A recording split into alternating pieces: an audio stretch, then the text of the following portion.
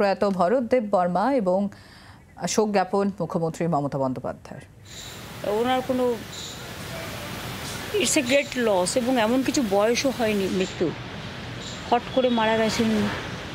ওরা বলছে স্ট্রোক হয়ে মারা গেছে। তো যাই হোক, আমি নিজে আমার ব্যক্তিগতভাবে আমার নিজের একজন খুব ওয়েল উইশারকে এবং আমার একজন আত্মীয়কে হারালাম। মুনমুন রাইমা ফিরে আসুক ভালোভাবে। বাদবাকি আমি এখানে লোকাল কাউন্সিলর রাম এবং বাবু বক্সিকে রেখে গেলাম। দেবাশিস কুমার মালারা এদের সবাইকেই খবর দিয়েছি, পুলিশকেও আমি বলে রেখেছি মুনমুন আসলে ওকে গ্রিন করিডোর করে নিয়ে আসবে এখানে, এবং বাদবাকি সব ব্যবস্থাই করে রাখা আছে। ও আসলে আমি ফোনে একবার কথা বলে নেবো যদি সুযোগ হয়। আর বাদবাকি সব ব্যবস্থা করে দেওয়া গেছে। এখন আর কী আছে, এখন তো আর কোনো শেষকৃত্য ছাড়া, শোক প্রকাশ ছাড়া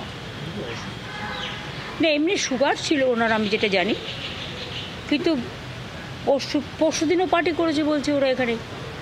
সুতরাং এমন কিছু অসুস্থ ছিলেন না, এবং হঠাৎ করে কালকে রাত্রিরে হয়তো শরীরটা খারাপ করেছে। আর এখন একটু শীতকাল আসার আগে বা শীতকালে কি হয়, ভোরবেলাতেই বা রাত্রির বেলায় স্ট্রোকটা হয়ে যায়, হার্ট অ্যাটাকটা হয়ে যায়। সেটা হচ্ছে প্রবলেমেটিক একটা। শীতকালে সেই জন্য কেয়ারটা নেওয়া উচিত, এই আর কি। হ্যাঁ, সুচিত্রাদি কারোর সাথে দেখা করেনি না, আমি করেছি না, করেছে মুনমুন, ওর নাতনিরা করেছে রায়মারিয়া, কিন্তু আমি ছিলাম সাথে। কারণ সুচিত্রা দেবী দীর্ঘ সিনেমা ছাড়ার পর বেশ 20-30 বছর কারোর সাথে দেখা করেনি। একমাত্র আমার সাথে দেখা করার ইচ্ছা প্রকাশ করেছিল। তারপর আমি বারবার বেলভিউতে ছুটে গেছি, এবং উনি কোনোদিন লাইফ সেভিংস নেয়নি। উনি বলেছিলেন আমি ভেন্টিলেশন নেবো না, আমি লাইফ সেভিংস নেবো না। হয়তো লাইফ সেভিংসটা নিলে কিছুদিন বাঁচতে পারতেন, সেটা উনি নেননি।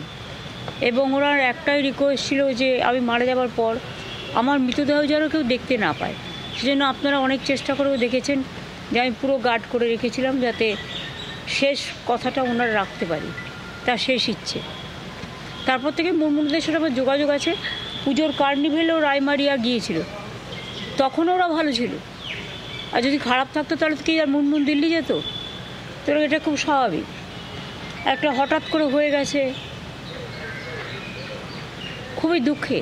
আর কি বলবো, আমার সাথে সুচিত্রা মুনমুনের অনেক দিনে, মুনমুন তো আমাদের এমপিও ছিল, কিন্তু তার সাথেও বেশি পারিবারিক হিসেবে আমার সম্পর্ক খুব ভালো ছিল, এখনও আছে।